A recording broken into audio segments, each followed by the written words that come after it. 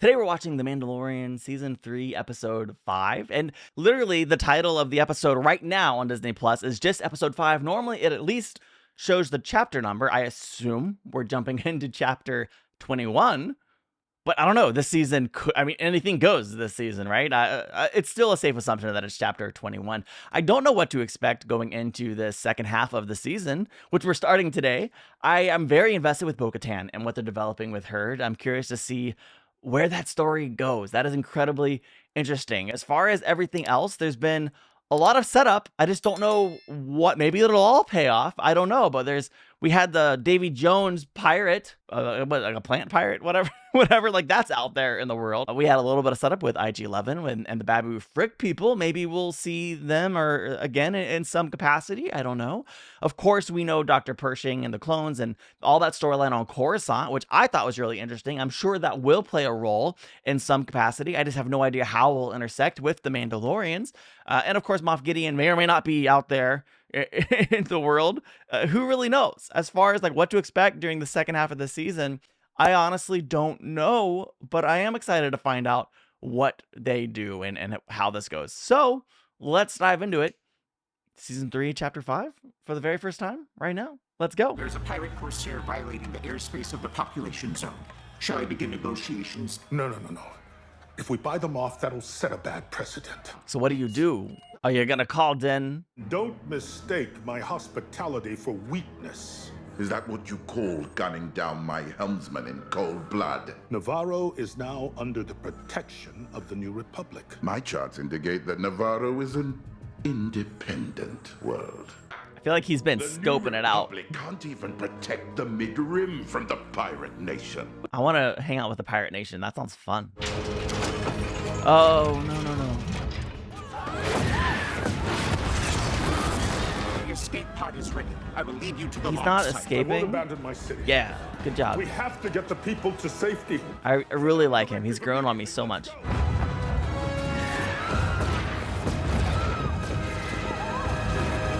Chapter 21, The Pirate. I love it.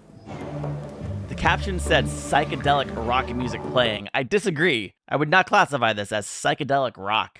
What? It's interesting though. Ah, good. I was hoping we'd see him again. We have been attacked by Pirate King Gorian Shard. You once offered that I might reach out to you. I'm gonna forward this to Coruscant. Whoa, wait a second. Whoa. Permission to intercede.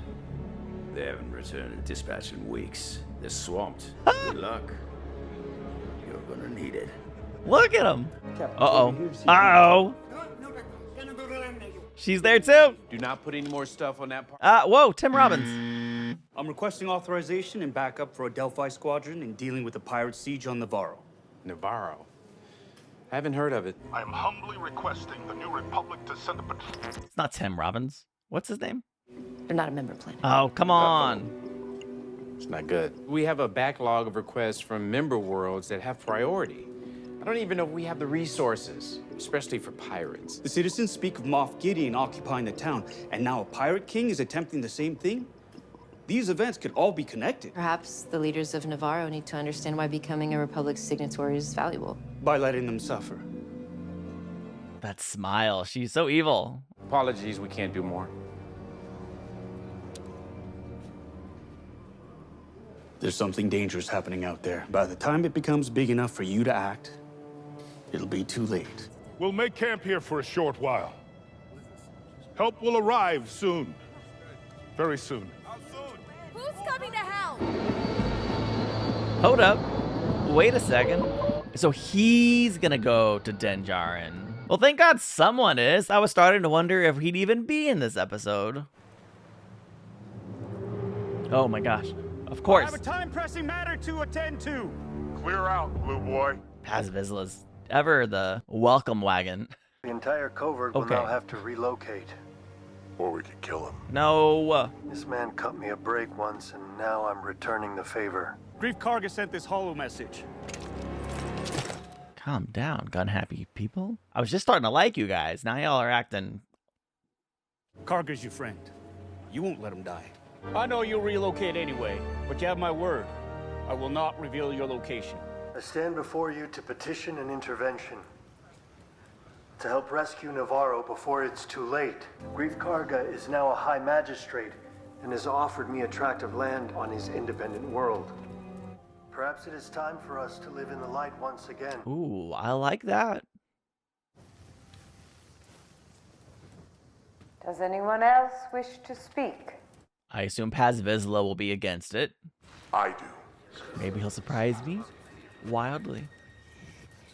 Are they using a literal talking stick? I saw many die to save the life of this one tiny foundling. Why should we lay our lives down yet again? It's within your power to help. Because we are Mandalorians. Yes! Whoa! I have had my disagreements with this man, but he risked his life to save my son. Come on! Yes! Best moment of the season so far. This is the way. This is the way, baby! Yeah! This is the way. Come on! You lived there once, hiding in the sewers. But now, you can be heroes. Yes! This is amazing. Is it too early to start calling them pirate scum? I take it back. It would not be fun to hang out with pirates. Oh, come on. Don't shoot the local wildlife. I like to think whenever his ship appears in the sky that theme actually is something that people hear. Ho, ho, ho! It's the Mandalorian. I love that. He doesn't even waste time. He doesn't pretend like he's here to negotiate. He just shows up and fires. Blast that ship. He's so freaking fast. They've got you outnumbered 10-1. Nah. I like those odds. I like those odds. Let's do it. Yes. First team away. Good job. We're coming at you in the sky and on the ground. Ah! Everything's coming back around this episode in some way. Possible ambush. Take cover. Thanks for the help, little guy.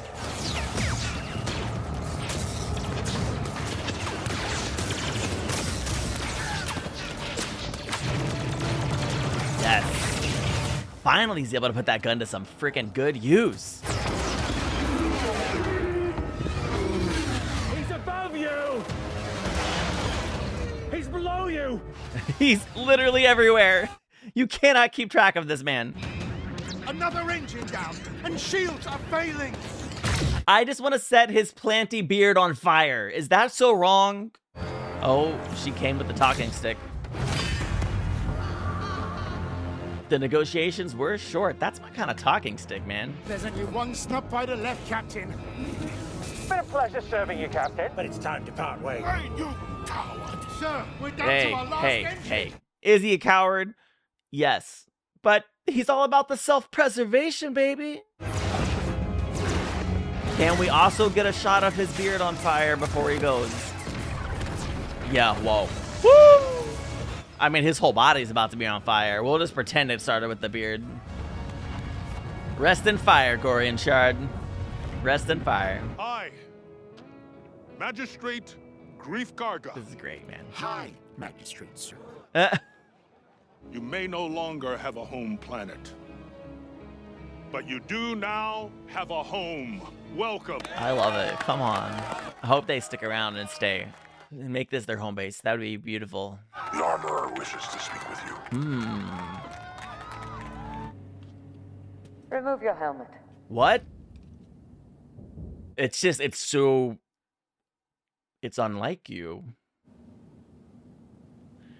Hopefully it's for a really, really good reason. Obviously, so we can see Katie Sackhoff. And what else?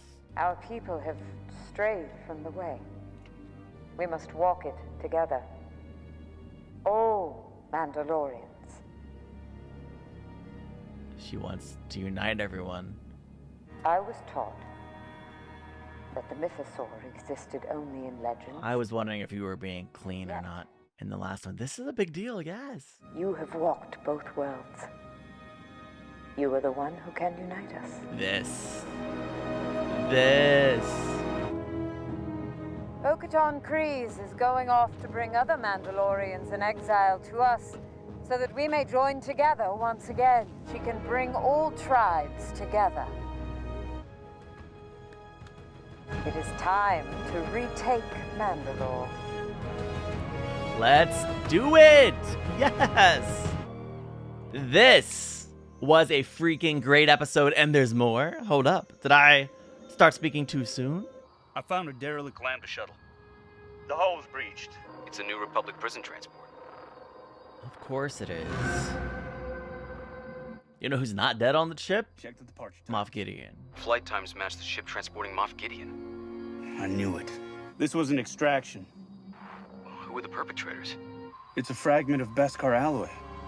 Are you saying that Moff Gideon was taken by Mandalorians? No, that can't be right. If a Mandalorian did break Moff Gideon out, is it possibly someone that we know from our little sect, or is it a different Mandalorian that we don't know? That, I mean, it could be any Mandalorian, right? Tim Meadows, that's who I was thinking of. Tim Robbins, that's the guy from Shawshank.